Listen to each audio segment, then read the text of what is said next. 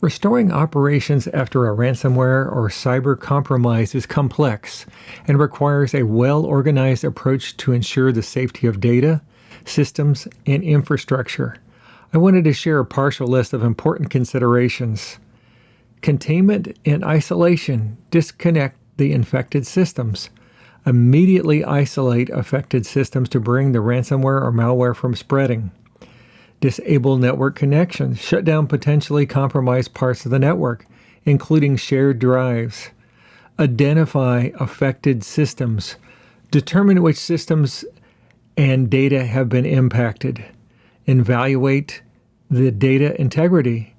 Confirm the extent of data corruption or encryption. In most cases of compromise, you should do a full disk wipe before restoral, just in case there's malware in the boot sector.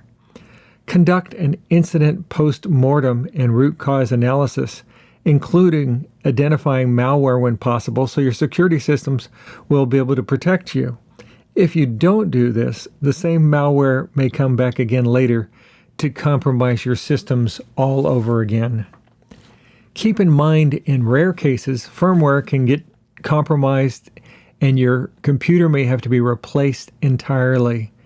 Next is a video of a brief interview I had with a CBS affiliate in Columbus, Ohio, where they had a breach earlier this year and they're going through the system restoration process.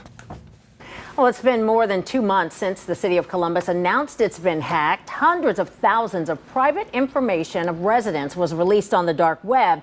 Now the city of Columbus says it is working to restore its systems. 10 TV's Tara Jabor tells us what's next.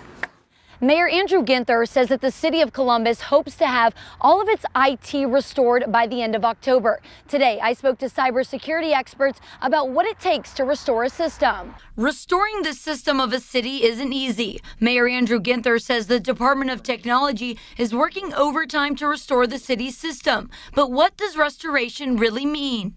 Bob Carver, a cybersecurity expert, says the focus of restoring depends on the backups and verifying if those backups are good. You want to make sure that all the threats are removed from the systems, not only the current computer systems, but make sure there's no threats in the backup systems. Carver says that after a hack, you need to identify how the hack started. The city of Columbus says the FBI and Homeland Security are investigating that. Was it through email or was it through a website?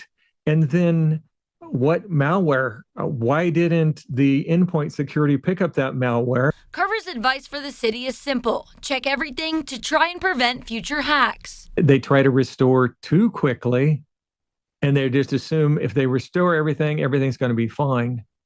But if they didn't find the original malware, they could be compromised again all over again.